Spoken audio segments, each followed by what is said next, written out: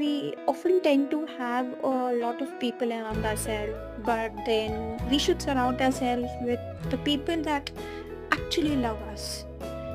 We should surround ourselves with people that actually care for us, not those who think what we can bring to the table or what we can do for them.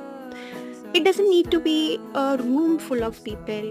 It can just be a handful of people. I can count them on my fingers, so it's not necessary to have a lot of people around us. It's just that you need positive energy around you, and that brings peace in your life.